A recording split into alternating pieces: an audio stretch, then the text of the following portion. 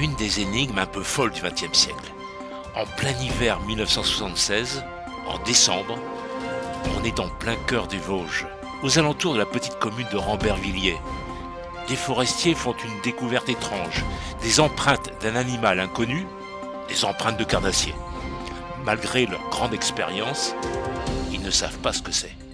Ils ne savent pas non plus ce que leur découverte va provoquer comme onde de choc dans la région et au niveau national dans les mois qui suivent. Voyons le tableau de chasse. Fin mars 77, 7 brebis se retrouvent égorgées. Le 30 mars au soir, 10 bœufs sont attaqués. Le 16 avril, un jeune taureau est égorgé. 17 brebis et 4 agneaux sont tués le 27 avril. 8 brebis le 5 mai, 21 le 6, 6 le 22 mai, 3 le 2 juin, ainsi jusqu'à janvier 78. C'est plus d'une centaine de moutons, des vaches, un taureau et un poulain vont être trouvés égorgés à Rambervillers, Châtel-sur-Moselle et la Bresse. C'est la stupéfaction et l'inquiétude chez les villageois. Les médias s'emparent de ces faits divers. L'animal inconnu devient la bête des Vosges. Et les témoins viennent alimenter cette tragédie. Une villageoise est témoin de la mort d'une biche, attaquée par une créature étrange. Mais il n'y a aucune attaque contre des personnes. Des battues ont lieu, sans succès, et les attaques continuent. Un témoin parle d'une bête de 60 kilos aux oreilles noires, la queue pendante. On retrouve du poil, beaucoup pensent à un loup, mais personne ne sait avec certitude ce qui tue le bétail. Et très vite, l'affaire va prendre une drôle d'allure et basculer dans une peur panique.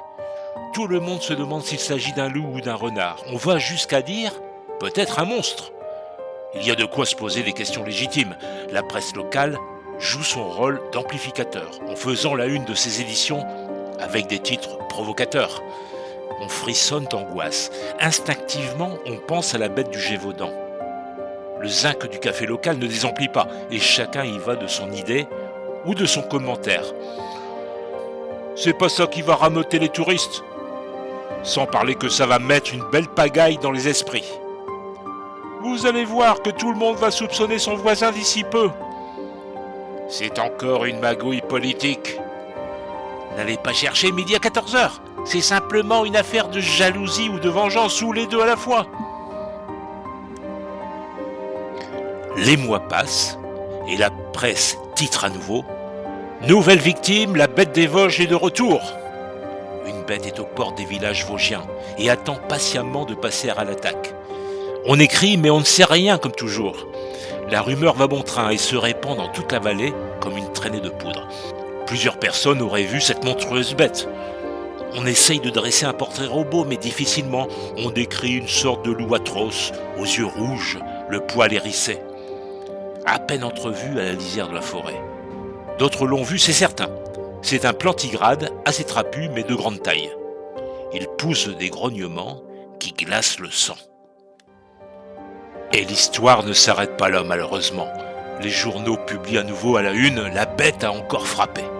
Cette fois, la victime est un homme d'âge mûr, hospitalisé quelques semaines plus tôt pour d'étranges symptômes jusqu'ici inconnus.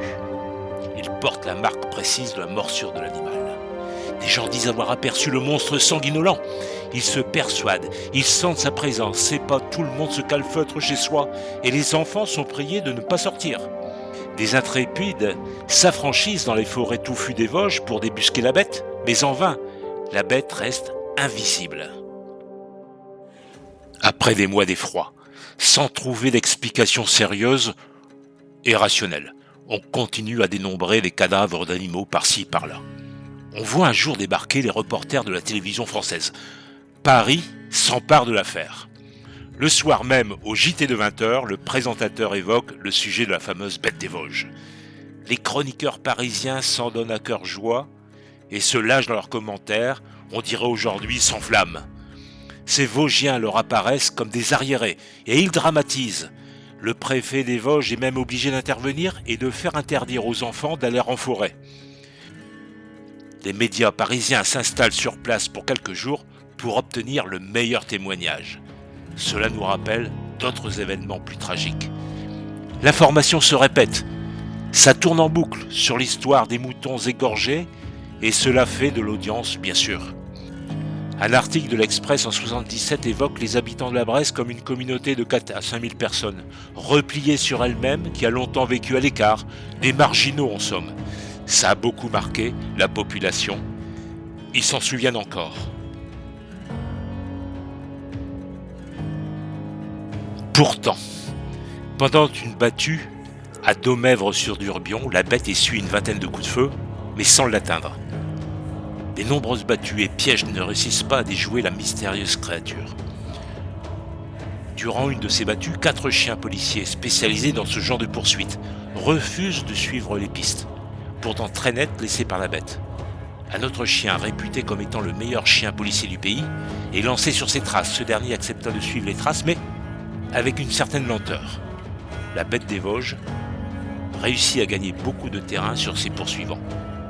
Nombreux sont ceux qui croient que la bête des Vosges n'est pas un animal sauvage, mais bien l'animal domestique d'un fou.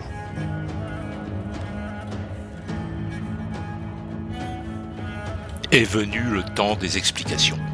On hésite. Pour beaucoup, c'est un loup-garou.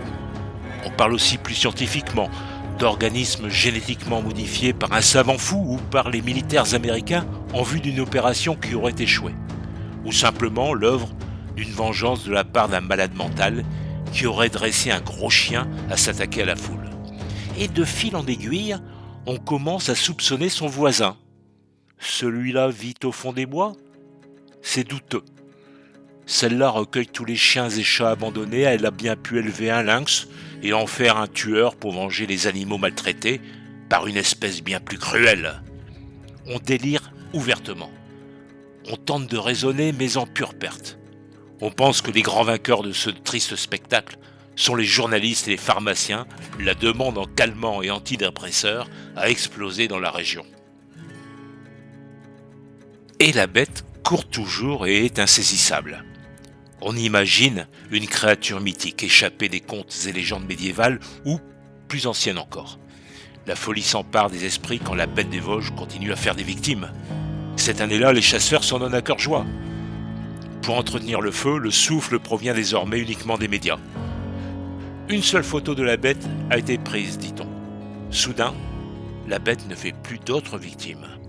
Et un jour, suite à un article d'un professeur de médecine du CHU de Nancy, on explique que la bête des Vosges est un monstre assoiffé de sang et se nourrit effectivement du sang de ses victimes, tel le plus repoussant des vampires. Et c'est bel et bien un monstre hideux, avec une gueule collée à un abdomen gigantesque, posé sur 8 pattes poilues. Enfin, le phénomène s'arrête. L'animal a fui, est mort ou il s'est allé se cacher au fond des bois. Chacun a sa thèse qui raconte son rapport à la nature, aux forêts vosgiennes. La bête, elle, la véritable bête, celle qui a tué, demeure à ce jour introuvable et non identifiée. Vraiment, 20 ans plus tard, en 1994, les massacres reprennent. L'animal tue quelques dizaines de bêtes avant d'être identifié. C'est une louve. Son corps est retrouvé le 19 mai 1995. C'est ainsi que la bête des Vosges entre dans la légende et dans le folklore vosgien. On trouve aujourd'hui des bières ou encore des terrines artisanales des Vosges et de Lorraine estampillées la bête des Vosges, qui font toujours planer un certain mystère. Si vous avez envie de vous imprégner de cette culture et de la tradition de cette très jolie région, c'est exactement ce qu'il vous faut. Belle découverte de cette région.